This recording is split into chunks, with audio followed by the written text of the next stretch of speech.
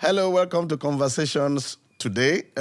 We want to believe that all the past episodes have been a blessing to us. And we want to say thank you for the amazing feedback that we've gotten. That's encouraging to us. We believe that as we grow in wisdom, our lives will be better. And today we are delighted to also come again to be a blessing to you. Well, you've been sending us questions, a lot of questions. So we want to take out today's episode to respond to some of those questions. And I think it will be a blessing to everybody. And I'm so glad I'm here with Bimbola. She's even more intelligent than me. So she'll be answering those questions. I'll just be nodding my head. Answering Yes, and asking. yes. So welcome. Okay, thank you. Thanks for joining us again. Before we get into our questions, we wanted us to follow us, like, and subscribe to our channel and also our platforms all across social media. And of course, we want to keep getting more of your questions as we also learn from one another. Okay, so we have a few questions that we want to deal with today. The first one goes, someone is asking that how can we improve our communication? So I'm believing that this is regarding to or relating to relationships. Okay, so single and married anyway, but Yeah. mostly married. Yeah. Like, how do you Or improve on love relationships, communication? yes. Yeah, okay, yeah. So No, you are the one that... no, I'm asking how can we improve our communication? How did we improve our communication as husband and wife, as a couple? So many things. But communication is the lifeblood of every relationship. And that is a fantastic question because the moment two people don't understand themselves anymore, Satan comes in. The moment the communication lines are not clear, the enemy begins to put, his own interpretations into people's mind. So if I don't come clear to her about what I'm thinking, where I'm going, what I'm doing, the devil is allowed, in quote, to put thoughts in my mind. And that is where the problem starts. Conversations.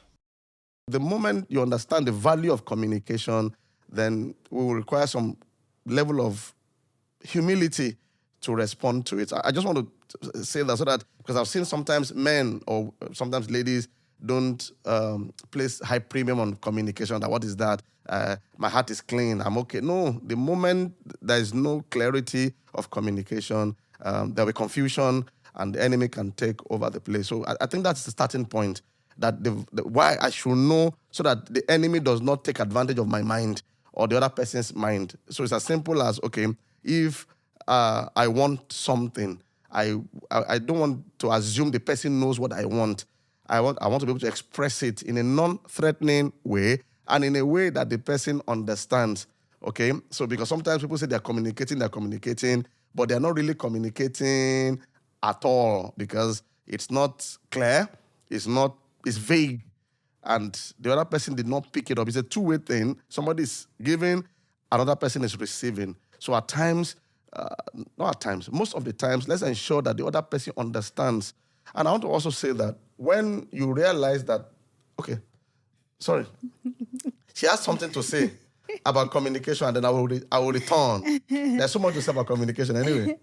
Well, I think we should also realize that the way we communicate starts from somewhere. We learnt it from somewhere, from childhood. And a lot of us don't even think about the fact that we communicate based on what we were exposed to. We communicate as we learnt it. And then we get into a relationship and we just go on. We don't even think that maybe there's a better way to communicate. Also, the realization that the objective of this communication, the result or the consequence or the effect of this communication is for a particular thing, a goal, especially for married couples. We're a team. So whatever it is that you have to communicate is for, just like the Bible says that two are better than one. So whatever it is that you're communicating, the reason why you want to communicate with your spouse It's because you want to resolve something or you want something to be better. So understanding that or having the awareness would help. Because when we got married, I realized that earlier years of our marriage, I didn't know. We didn't, well, I'm sure that well, for my husband as well, but I realized that I was communicating, the way I was communicating was always from a defensive mood. I was always trying to defend myself. I was trying to prove a point because from childhood or at a particular phase of my childhood, when I was in my early teens, I unconsciously felt that people were taking me for granted. I didn't know how to say that. I didn't understand that until I read a book. But when it got into marriage, every time my husband was always trying to say something or prove or explain something, I was always, quick to talk, quick to, because I didn't understand until I read that book, and I then realized that, okay, so Bimbo, because of something that happened to you or an experience you had in secondary school, I felt quiet, I felt inhibited. And then I suddenly got to my adulthood and I'm like, nobody's going to take me for granted. I am not going to allow anybody to do this to me again. And then it showed up in my communication style as well in marriage. So it's important that we reflect. So how do I communicate? Do I shout? Why do I shout? You may not necessarily start out by shouting or attacking. Maybe it's something you picked up from childhood. So it's important that we think back. How did I communicate? Some people communicate and they're always frowning or they're always smiling or they're always crying and they don't really think about it. They just feel that, okay, that is the way it should be. But in a relationship with someone, it doesn't necessarily mean that it's right. So it's important that we always reflect. We reflect based on how we were brought up, what we were exposed to. For instance, in certain parts of the world, you communicate and you communicate, you allow the other person talk. But maybe in our own part of the world, there has to be some stress in it. It has to be some loud, the voice has to be loud. If not, you're not communicating. So it's important we always trace where the kind of communication styles we all have. I mean, this we can go on and on this because from my experience with counseling with people also and in our own marriage, I realized that one of the things communication does is to help with transparency. It helps you to be naked and unashamed. And that transparency helps the bonding. Where there's no communication, it's easier for a wedge to come in or a misunderstanding to come in because it's like you don't know the person anymore. So communication helps you to be open. And as people also evolve in their marriage, for instance, you now need to know certain areas that need adequate communication or prompt communication or over communication if possible to avoid misunderstanding. I mean, as you evolve in your marriage, you realize that, okay, my wife would always want to know where I am, for instance. You know that she likes that. For whatever reason, maybe she gets anxious. Then wisdom demands that you let her know. There's some areas where she doesn't really maybe stress you. Fine, you can take that for granted. Or maybe there's something maybe your husband likes to know about expenses way earlier or something. As you evolve in your relationship, you will know areas where the enemy can take advantage of. So you communicate a lot along those areas on time and adequately. That helps understanding and wielding together. And then as she also mentioned, I mean, sometimes when I'm talking, my voice goes so high. She tells me that, Pastor, your voice is, Pastor, I don't call you Pastor. Sweetheart. Okay, sweetheart. Okay. That your voice is, even when I'm explaining football, my voice goes up. I don't know where I came from. Maybe it's from preaching. When I'm preaching, I've been preaching for almost 30 years now. So because of the prophesying and everything, so sometimes my normal range is even high, but it's not good. Especially when you are dealing with some very sensitive matters. Sometimes my voice goes up, and she says, your voice is, okay, I'm sorry, I keep it low. So as you engage each other, you would be able to know what communication means to that person. Adequate communication, then clarity. So the person doesn't think, is it like this, is it like that? Clarity. If you're in traffic, let it be that you're in traffic. If you don't have enough resources at a particular time, let the person know clearly. Not living unto yourself, because sometimes lack of communication can be seen as self-centeredness, where, oh, this is what I want to do, this is how I like to do it. I don't really need to let you know, as long as it's not a bad thing. No, that's not fine, because you are not alone in a relationship. So communicate. I mean, look at what happened to Adam and Eve in the Garden of Eden. I feel the moment the serpent started talking to Eve, maybe she should have reached out to Adam and said, come and see, oh. But she just kept doing what she wanted to do. At the end of the day, it ended up in disaster. I think communication is not just a social stuff relationship. It's the lifeblood of every relationship. Okay, so I believe that there's also an art of communication.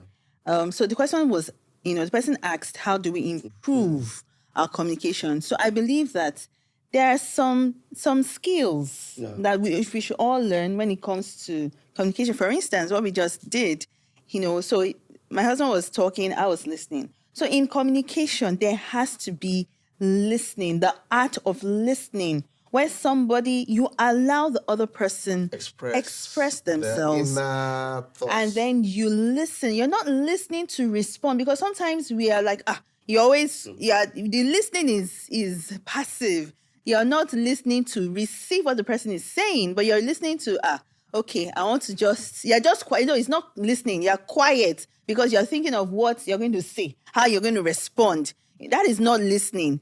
Listening means you actually get what the person is saying. Sometimes you even get feedback that, okay, is this what you meant? Or are you trying to say this? So there's an art to it. So when you're communicating with someone, you listen to them, allow them. It doesn't mean that the person is right. It doesn't mean that the person is wrong, but you are just, you are allowing the person, and that's, like you said, lifeblood of humans, where they want to express what is in them. And then you allow them express that. And so that's the part of listening is there. And there's also a part of, we've talked about this and I learned it. I never knew about it until I got married. There's a timing to communication. So there are times when I can't talk to him. Not that I can't talk to him. Not the best time. It will not enter. It will not enter. When he just gets back from work, when we get back from church, when he's watching football. Okay, so we watch football together, so it's fine. But there are certain times that I know that when I talk to him, he's not going anywhere. But there are other times when I know that, hey, this is the right time to come. So there's a timing to communication, especially when you realize that the objective of your communication is to improve something or to pass a message across. So don't just say that I want to talk and, ensure that you are looking at, and it goes for the ladies as well, because ladies too have timing. Do you know that I have a timing? Yeah. Okay. You sure? I believe so, yeah. I believe so. So it's important we all know those different skills when it comes to communication. Let's go on a break. We'll see you soon.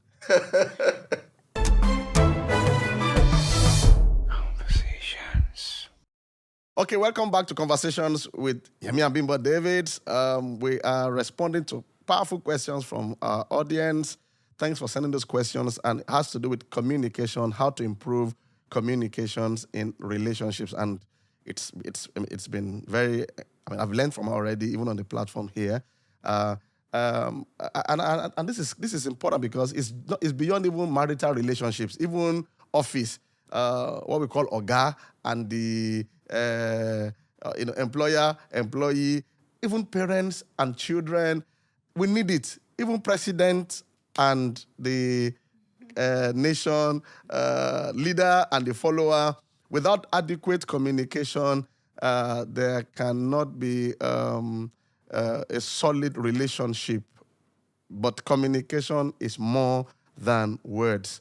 I liked what person said about how to improve. Sometimes there's a communication breakdown because somebody is communicating but not knowing they're not communicating. Do you know when you are not talking, you are communicating? There's a way you're not talking and you're telling your wife or your husband that don't talk to me about that case. Don't ask me that question. You're communicating. So everybody needs to understand that they are communicating. The challenge is most people communicate wrongly. When you are being corrected, for instance, by your boss or by someone, around you, and you create one, a stern face, a snobbish face, you're communicating that you're not listening, you're not responding. And those are the toxic things that happen in marriages that create problems. A wife is trying to maybe say some things to the husband, or the husband is trying to correct the wife about an attitude, and she just walks away while he's talking, or creates a blank face, or even apologizes casually. You're communicating disrespect. You're communicating, I don't value what you are saying. You're communicating, you don't matter to me. And those are the things that create relationship problems. I have seen handsome men, beautiful ladies get married, but this is the problem. Attitude. So notice that words only have like 7%, from what I've studied in communication. 7. Your body language communicates more than 50%. Your tone. We said earlier about maybe when your voice is raised, but your body language. How are you when something, if something is an issue at home and is brought up, what is your body language to it? Are you slow to respond, making it look like I would do it at my own time, at my own pace? You're communicating. And all those things affect the flow. So I realized that at the root of communication, of quality communication, is respect for each other.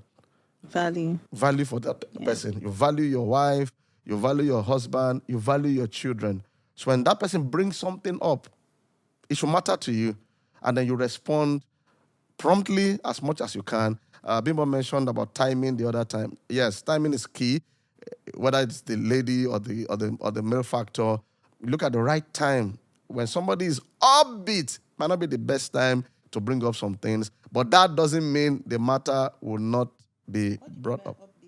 If it's angry or it's tense at that time, the response might be blood. So you want to allow the person to calm down, but that doesn't mean you should not still bring it up. Because I've seen cases whereby, because the person was maybe tensed, and then you don't want to talk about it then, and then suddenly you stop talking about it. But that is a recipe for greater problems. You got to talk about it. I want to mention something before. I call it the law of sequence. Nothing hinders relationship like unresolved issue. I've seen people do that, where something happens, maybe you know that your wife is not happy about something or doesn't understand it, and then you behave like though it's not there, and then you want to just move on. It won't work. It won't work. If you know that, oh, maybe my wife does not understand that thing I said or that thing I just did, talk about it. Don't behave as though it doesn't matter, and then the next you want to start laughing about other things. That unresolved case would come up.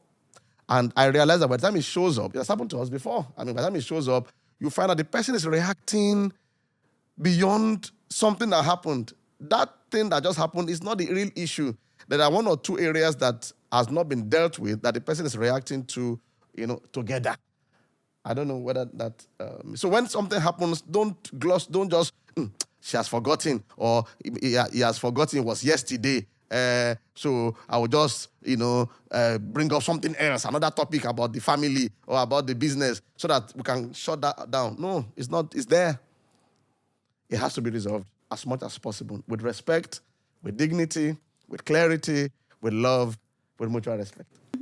Yeah, I think it has to do with value, actually, like we said earlier. When you value one another, sometimes we take each other for granted, and then we just feel that what the person said, I'll deal with it another time. So, but when you value one another and you keep up with the value, you do something every day that reminds you that this person is valuable to me, most valuable to me, and then whatever they say, you take it serious. I wanted to also say that sometimes the reason why we don't communicate sometimes is because we just make assumptions. We just feel that they should know, or they will know that. Assumptions. We just make assumptions. We've been married for over 20 years.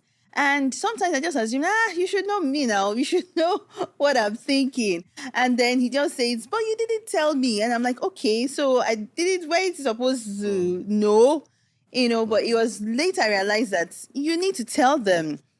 He categorically told me he doesn't like pap. He said it, pap is, for those of us that don't, it's a kind of food that we eat, a meal. I love pap, and then imagine if he hadn't told me that he had to tell me that he doesn't like pap, and I don't make pap for him, and I don't take it when he's around, or maybe I just have a way of taking my own pap and enjoying it myself. But he categorically told me he doesn't like pap, and I think that's what we should. Communication shouldn't be hard. And sometimes marriage is a daily work, our marriages. So it shouldn't be formal or too official. Sometimes, yes, there are certain things that you sit down and you talk about. However, you should talk every day, shouldn't you? You should talk every day. So it shouldn't be something formal. Let's sit down. I have something to say. I need to talk to you. You know, those things that especially women do.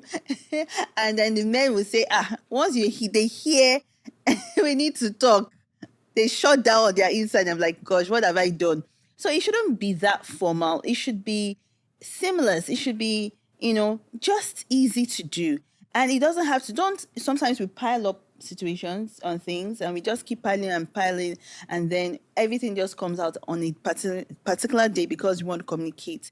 However, I think the daily lives we live as couples should be a little here, a little there, a little talk today. You might not be able to say everything. And also, it should also be fun. There should be some fun in it. There should be some laughter in it. Remember what we said earlier, that it's about teamwork.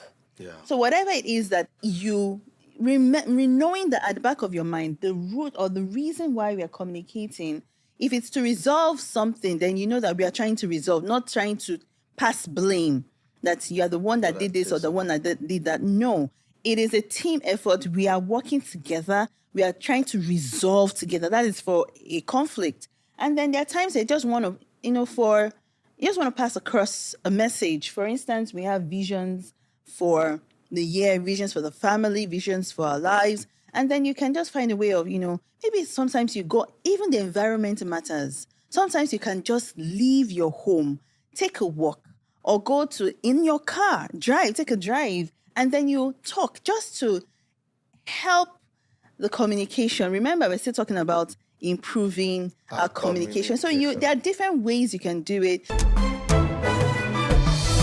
Conversations. Another one that is very deep. This one is a bit sensitive, but from my counseling experience, is that when you lie to someone, you're going to start damaging that relationship. Nothing hinders communication like lying. And unfortunately, I've had to deal with cases like that where someone in a relationship, not necessarily marital relationship, is lying to the other person, and the person now discovers. And if that happens once, twice, or thrice, it's a whole lot for the communication to be recovered. I just want to bring that out so that I understand, because what happens is that when it looks like when you lie and the person discovers that you lied, anytime you are communicating, they're always thinking, is that the real thing? Is that something else? And the question you want to ask yourself is, why am I lying to my wife or my husband? Am I crooked? Am I afraid? But lying is not the best option, because the moment someone thinks you are lying, when you are talking, they won't believe what you are saying. And then because they don't believe what you are saying anymore, there's no more communication. So what can you do to rebuild that trust? What can you do? What steps can you take to rebuild that trust? I used to talk about the dangers of lying. What lying does is to get you twisted. There's this part of a lantern. Is it lantern we call it? The wick of a lantern. It is twisted like this. That is where the word, wicked comes from. When you are lying, you are twisting yourself. It gets to a time you start living a lie. And I won't lie to you, some people have become that. You start deceiving yourself. If I start giving yourself, I can't tell my husband that. You start justifying yourself. If I tell her that, this will happen. So you now justify the lie. You now keep lying. And then you now need a lie to cover up a lie. And then another lie. And then lie. Until one day, the person comes down in complete shame. If there has to be a solid union, then we have to be as transparent as we can. I know it's being vulnerable, but I think it's the best way to go, especially if you seek healing and you want things to work out fine. So I think we would see us in the next episode. But we just want to, just pass to encourage people out there, couples out there. Communication shouldn't be as hard and complicated as we sometimes face and think. It's the daily talks, the daily life, the daily love, the daily resolutions, even with conflicts, ensuring that it doesn't pass a day or two, and then the communication gets better. Please, I also want to tell, especially for newer couples, maybe you're just new in marriage, you're younger, it will get better. Don't be overwhelmed by how it is right now. It will get better. So thank you for joining us. See you next episode. Wow, thanks for watching. I want to believe you have been blessed. See you next time on this same station at the same time. And I would love to extend a special invite to you to Global Impact Church. Join us every Sunday and midweek service on Wednesday. Remember, the wiser you are, the better you live. We believe in the practical application of God's word every day, and that helps us to fulfill destiny. See you next week Sunday with your family and friends. Achieve greatness.